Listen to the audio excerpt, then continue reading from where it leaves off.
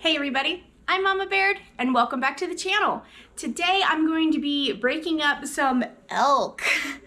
My husband got an elk actually on Halloween, his first one ever. He shot it right through the heart, knocked it down. We are very grateful for this opportunity to fill our freezer with some meat. He took our 6-year-old with him and he said it was quite an experience for her. She was okay with it because we have harvested meat birds before, so they have been exposed to animal death and butchering and stuff like that, and we always make sure, we talk about the life that the animal's giving, but we feel like this is a super important skill for our children to learn, to know where their food comes, to appreciate the life of the animal, and to how to break it down and use it for meat. His coworker was in the area, so luckily she was there to come over and help, or else I would have packed up the boys and went up there and I would have helped him, and I don't know what I'm doing. So that was nice. Sam, thank you again for your help. You were a lifesaver.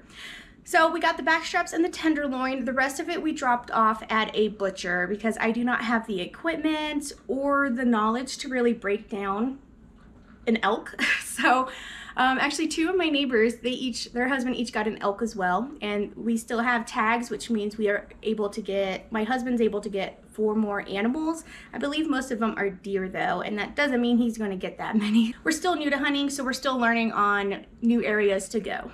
But he got an elk. That is fantastic. Oh wait, what I was saying about my neighbors. Both my neighbors have gotten an elk and they were breaking theirs down, and I told them the next time they get one, please let me know and I will come help, because I want to learn how to do the butchering myself, and then I will save us that butchering fee. And it's just good skill to know, guys. Like, this is the time to be learning a new skill. So Mama Bear's learning a new skill and I'm going to be breaking down some meat. I've never done it before, but we're going to give it a try. Hi, if you're new here, I'm Carolina and I live in Montana. I do a lot of food bank hauls, pantry cooking, and canning and preserving on my channel. If that's the kind of content you're into, I hope you would consider subscribing. I would love to have you as a part of my family. I received a glass cutting board in my P.O. box from Miss Norma. You sent this to me and thank you so much. I love that you guys think of me and my family. How thoughtful, and I am just honored that you guys think of me and think of stuff that I need. So thank you for this, Norma. I will put it to use, but I am going to be using my other cutting board because these are big pieces of meat. All right, I got my cup of coffee. Let's get in close and let's break down some meat. All right, I'm gonna kind of have you guys at an angle instead of super up front so I have room to get in here. I got a big bucket here that I had my coleslaw in.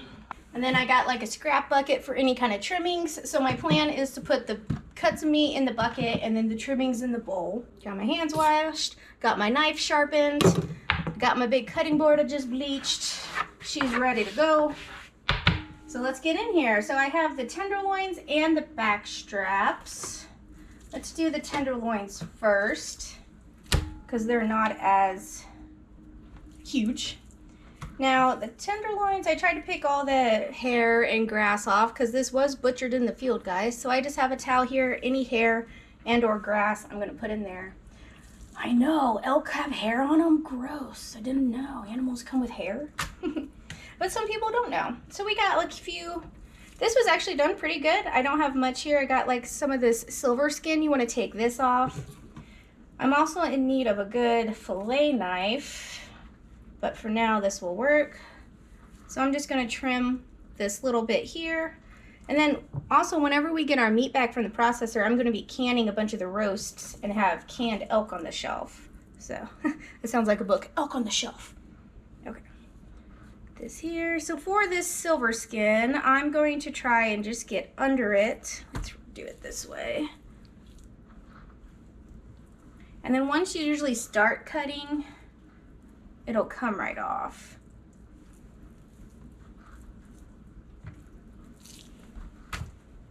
Let's see if I try this way.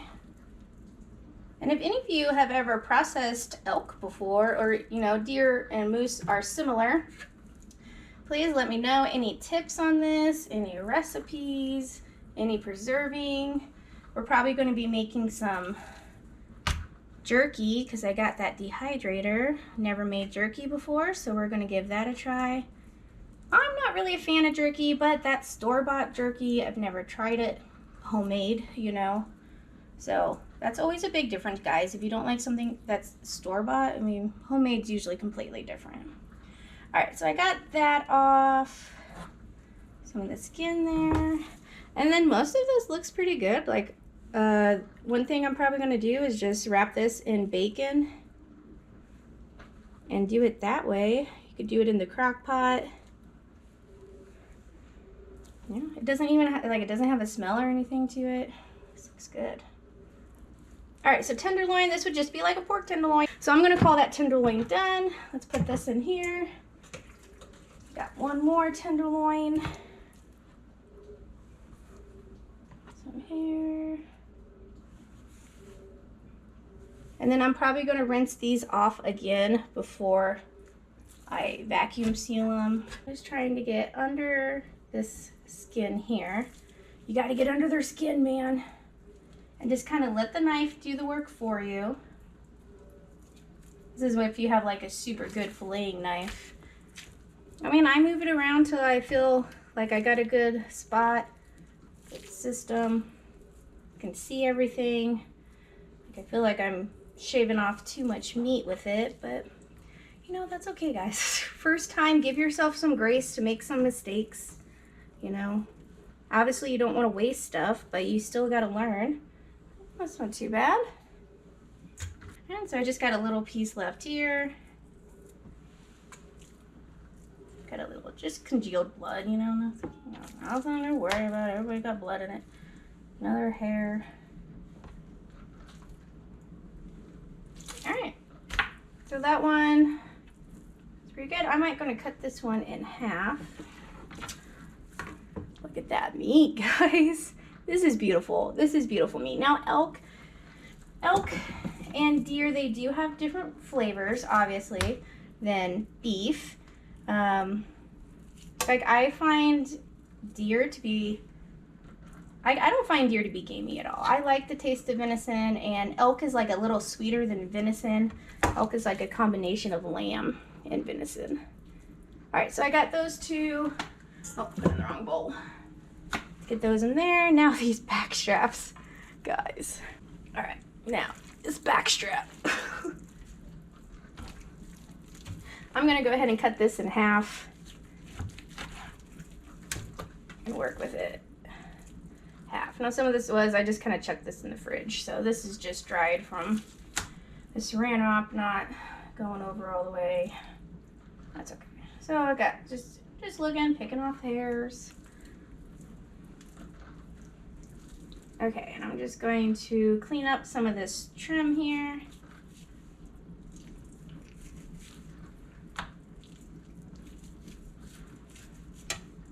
So with this good pieces here, that's just kind of like trim and stuff, not actual part of the loin. I'm going to save this, and whenever I get my roasts from the butcher, then I'm going to can it up as well.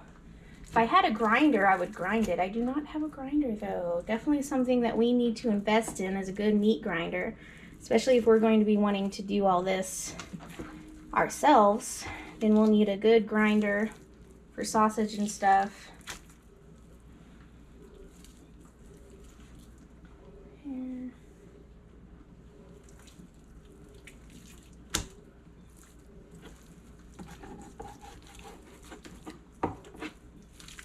And if I'm just butchering this, guys, you can tell me that.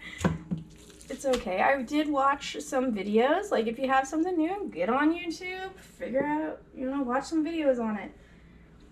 There's these one guys called the Bearded Butcher Brothers. Bearded Butcher Brothers. I think that's it. They're Bearded Butcher Brothers that do a lot of game and breaking stuff down. And I watched one of their videos on this. All right, so this little piece here. Now, I also watched another one that he suggests if you're going to freeze it, that you leave this silver skin on and then just deal with it when you thaw it. Because that's supposed, he says that keeps the moisture in and keeps the blood in so it doesn't dry out on you when you're cooking. But I don't like the idea of having to prep something after it's frozen. Like half the time when I'm ready for something to be used, I just want to grab it and go. I don't want to have to sit here and take the skin off as well. So we will try it this year like that by taking it off, and then if I notice that it's super dry or something, then next year I won't. I'll leave them on. Yeah. Just kind of putting it in there and rolling my knife till I don't see any more of the skin.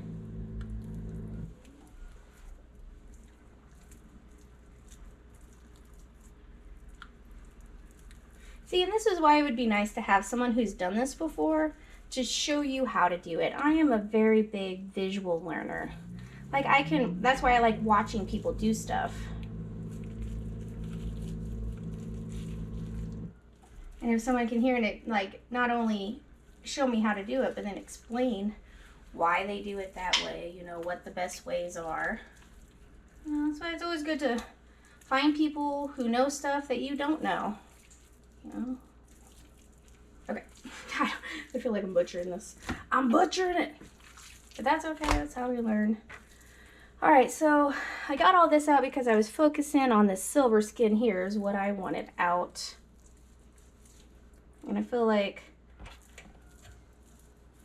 take this off and I'll have some extra meat here that I can can up or dice up and cook that way.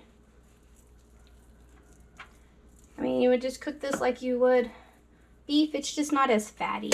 So that's one thing you have to take into consideration. A lot of people wrap elk in bacon. Bacon. If only I had a lot of bacon. Okay, so here's some silver skin here that's kind of still attached to this part.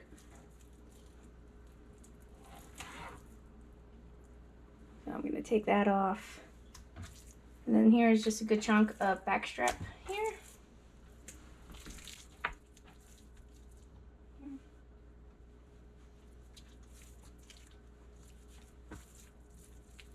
Alright, I feel like I'm going to take off this extra piece right here. This kind of feels like it's a little separated. Like it just came off pretty easily.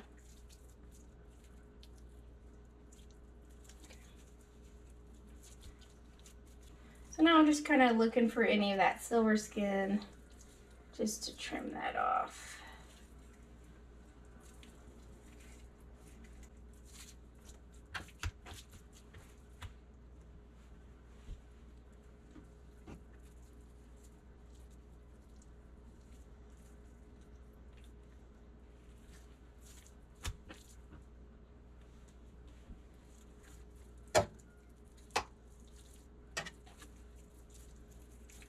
Oh boy, it's really deep in there.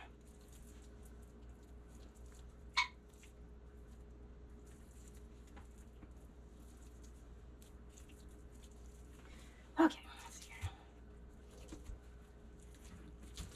I did make sure my knife was sharp, but I feel like it's already gone. Like they have certain knives specifically for filleting meat that are super sharp. Super sharp, because you shouldn't have to like saw into it, you know. A knife should be able to do the work for you without having you put so much pressure on there. Under pressure. Okay, I like literally just rolled this backstrap or rolled the silver skin off. That was cool. All right, yeah, this super butchered, super butchered. That's okay. I'm just going to slice this up. All right, I got another bowl for chunks of meat here. I'm just gonna cut some of this up into chunks here.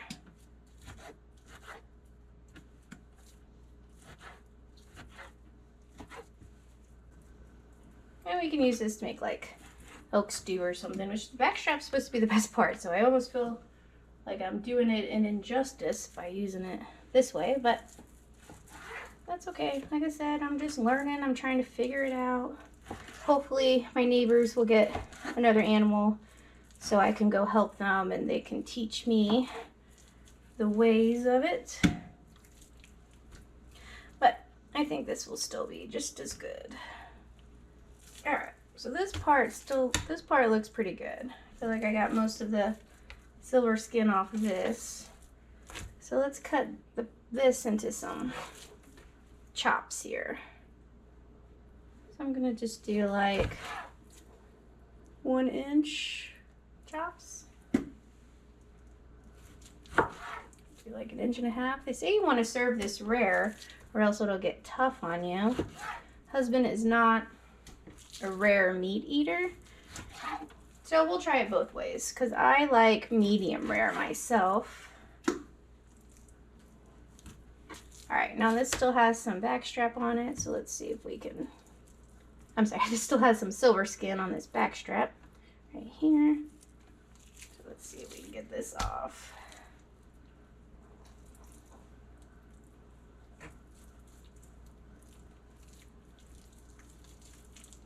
Now we ordered it just to be broken down, some steaks, the rest of the elk from the butcher.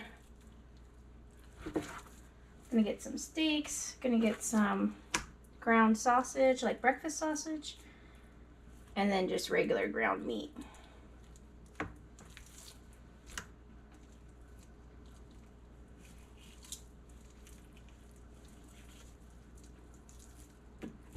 As you can see, guys, I'm just flipping it over a bunch of times to kind of look at it from each side.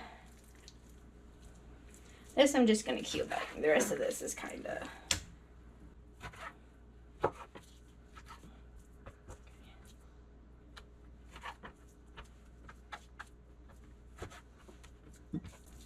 Okay. There's one back strap. Alright guys, and remember, that was just half of that back strap. I still have this all one here. Most of this has all the silver skin on top. But yeah, now I got to break down that other one, and then I have a whole nother one. So we're going to get lots of good meat out of this. I think I'm going to take a break though and wash my knife and sharpen it real quick. Came out at like 5:30 and I told him he needed to get more sleep and go back to bed. And he just laid down to cuddle with the dog. And now he's passed out on the floor.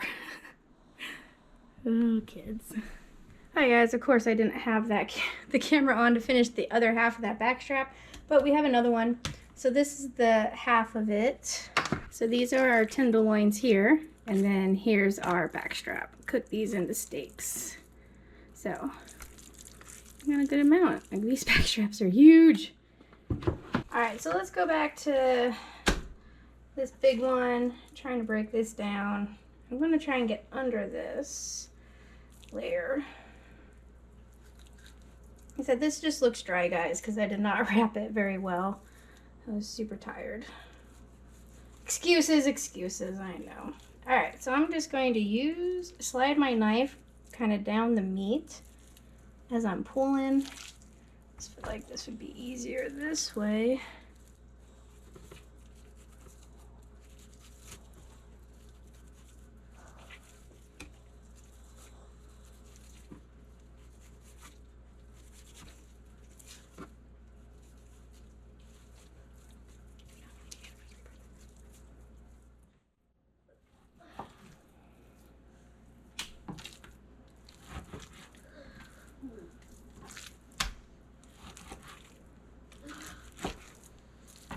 So I ended up with a big bucket of backstrap steaks into tenderloins. I got a bunch of just cube meat here we're going to do for stew meat or something with that. And then this is all the meat that the silver skin and stuff that I pulled off that I'm not quite sure I can do anything with. I know that's a bit of extra meat in there, but I don't think that's too bad for my first time. So I'm going to cut, like I said, cut myself some slack. And let's get these sealed up. You know, it's not a Mama Baird video if I'm not cooking. So we're having fresh backstrap for breakfast. I'm going to just season this very simply because we want to be able to taste the meat. So I have salt, here's some garlic powder, and then here's some leek powder.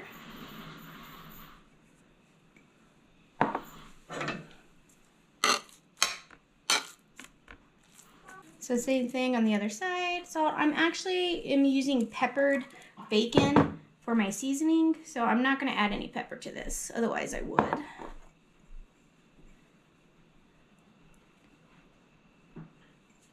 Got my hot cast iron here. Get some of that bacon grease in there.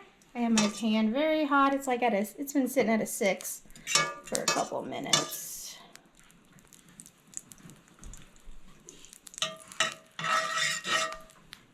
Because these you want kind of rare, so you just want to be able to sear them.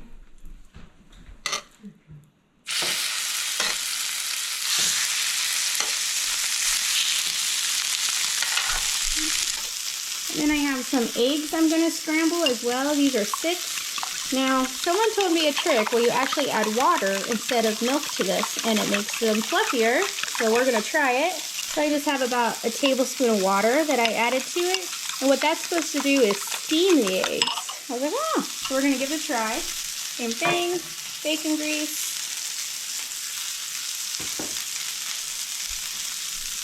With cast iron, you want your pans hot when you add stuff to it. That's how it gets non-stick, by having a hot pan.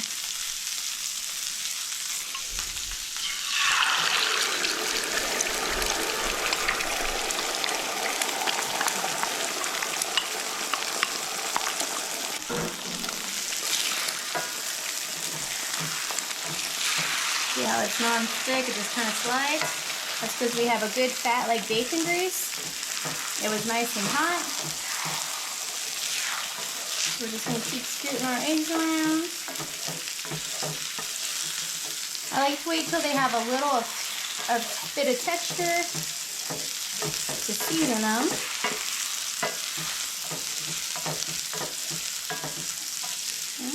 Those are looking pretty fluffy.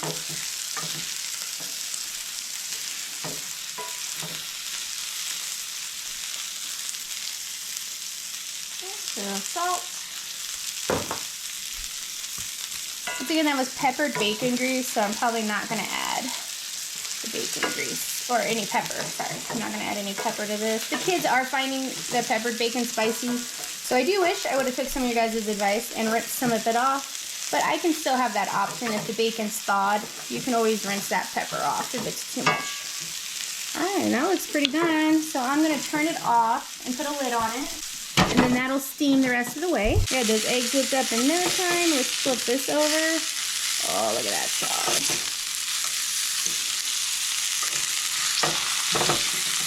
So I'm going to do different temperatures. I'm going to do this one more well done, this more medium, and this one rare to medium rare, so we can kind of see the difference. So the biggest way that I tell a steak's done is by pressing on it. There's a trick you can do with your hand. Where like this is super soft, so this is rare. You make it a little tighter, medium rare, more medium, medium well, and then that's well done. So that's one trick. You could use a thermometer as well. I've always been a press it, and you can kind of see on the sides, there's still a little red there. It's still really rare. And then you can also sear the sides as well. I'm going to pull this one off. This is more like a medium well now. So we're going to let that come over here and rest. You always want your meat to rest for at least 5 minutes. Because right now it's super hot and all the juices are all stressed out and everything. So if you let it sit, then it lets the meat absorb the juice back in there. And that's what makes for a super juicy steak. If you cut it, as soon as it comes off, all the juice is going to spill out on your cutting board.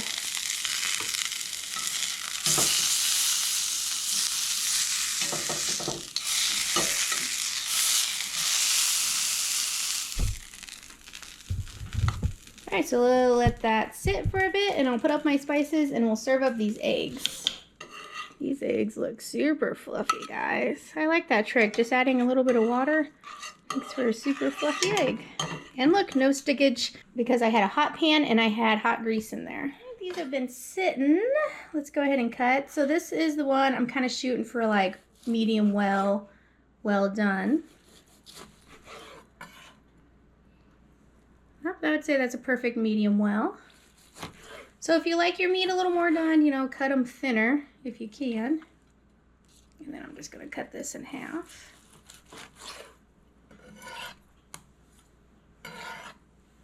I'll save one piece of the well done one. Alright, and this one I was going for medium.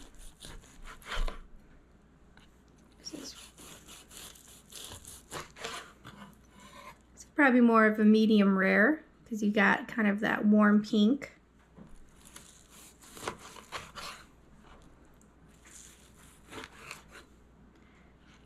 Okay. And then this is the rare, which is what they say you want to eat elk at, is this rare. So very dark pink center, like that. All right, so I gave husband the one that's a little more done because that's what he likes. Just gonna give him the one little bit for now and we'll see what he thinks. All right, I'm gonna try it as is. This is one of the rare ones.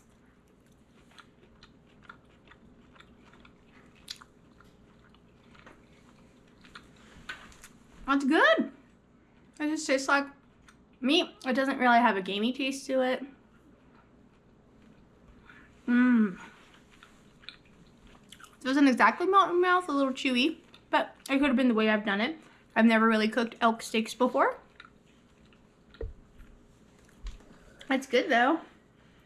Would you kill me if I said it'd be good with some ketchup? All right, so this is the medium one. That's a big bite too. It's really good with that sear. Good, guys. Man. Okay, big bite. Can I try it, better, Jim? Ketchup. Try it, Jim. That's our elk that we shot. And then you can try some with ketchup. You like it? Yeah. Betty Jan likes it. Yay! She's got bedhead and no shirt on right now, so you can't see her, but got a thumbs up. She's eating it. Husband, what do you think? Good. It's good. Yay! All right. So we're gonna have some breakfast, and then we'll get all that meat put up. All right, guys. So we're going to be portioning this up now. I'm going to be doing 4 steaks per bag.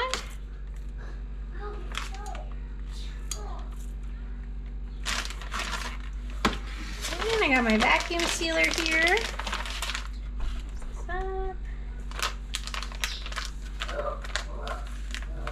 And then you just want to put it so the end of the bag is in this little hole here. Flatten your meat out if you want. And I like to bend it a little bit. Make sure there's no bumps there.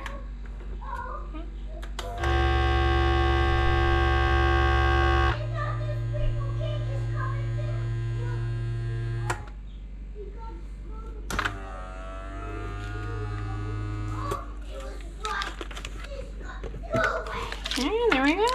Pretty good vacuum seal. You can give it a couple of tugs just to make sure. Yeah.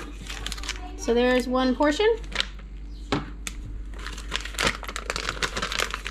All the kids really liked theirs. Husband really liked his. He said he would like his a little more done. He did not think that it was chewy, the more that it was done. So that's good. It just, I mean, I could cook it more done. It just hurts me to do so, you know.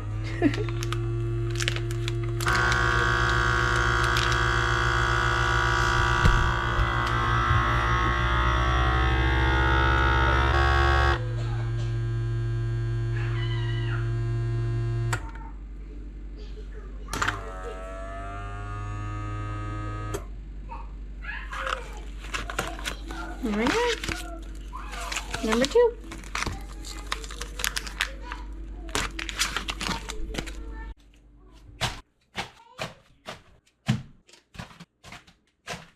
Well, guys, we ended up with 3 packets of tenderloin. We got a pretty big one and then 2 little smaller ones. And then we got 2, 4, 6, 7 packs of 4 packs, 1 5 in there of backstrap steaks like we had this morning for breakfast. So wow. And this is just the backstraps and the tenderloin. We still have all rest of the elk that is getting processed. We're not quite sure on when we will receive that. They will call us and it's ready when it's ready. I'm gonna get this labeled. All you're gonna do, you're gonna mark it. So this is gonna be, oh, I keep wanting to write deer, but this is elk. Elk. Back. strap. And then we're going to write the month and the year. And I'm going to do that on all of them. For the tenderloin, I'm just going to write elk. I'm just going to write she's tender. And then same thing. Mom, can you open the door for me? I did do some coleslaw. This is what I did with that leftover karabi, that big giant karabi. If you haven't seen that video, I will link it below. But I got a 20-pound karabi, and it was just a bad time for Mama Bear that week. I was just super stressed, overworked, and I just wanted to get it done, and I didn't want to worry about filming it. And I wasn't in a pleasant mood to be talking to you all anyway, which it happens. You know, sometimes we have good days, we have bad days. You just gotta give yourself that grace to have that bad day and know that, you know, it's all right if I don't film everything. You know, I want to film everything I do for you guys, but I know you'll understand if there's something I need to skip, and I can always do this again. Like, I'll see if there's more karabi at the food bank next week or something. But this was just karabi, coleslaw, and carrots, and then a simple pickle brine. And then I got it on my shelf. So that's all I did with that karabi, and I had a couple of cabbages I used up too. So I know some of you will be curious about what I did with that. Now you know. So thank you for your understanding on that. Thank you for coming along and watching me butcher my first elk backstrap. Thank you, husband, for this wonderful anniversary gift of giving me food for the freezer. If anybody, please, has any tips or tricks to what to do with elk meat, how to butcher it better, any kind of tricks at all, please leave them in the comments below. This is a skill that everybody should know or should at least start getting familiar with. So I'm definitely open to any suggestions, and I want to learn, guys, so let me have it. I still have a big bowl of the trimmings here. I asked both my neighbors if they had their meat grinder available, and they are currently grinding their own elk, so I completely understand. So a grinding is not an option. So I think what I'm gonna do is I'm gonna do a canning recipe with this. Last year I made this chipotle beef chili. It's one where you take all the ingredients, you throw it in the jar, and then you pressure can it, and it cooks in that process. So I think I'm going to try that this year because I am almost out of them, and instead of using beef, we're gonna use elk. I'm not gonna do it in this video, so that's going to be a separate canning recipe to come. But thank you so much for watching, guys, and I'll catch you next time on Mama Baird's.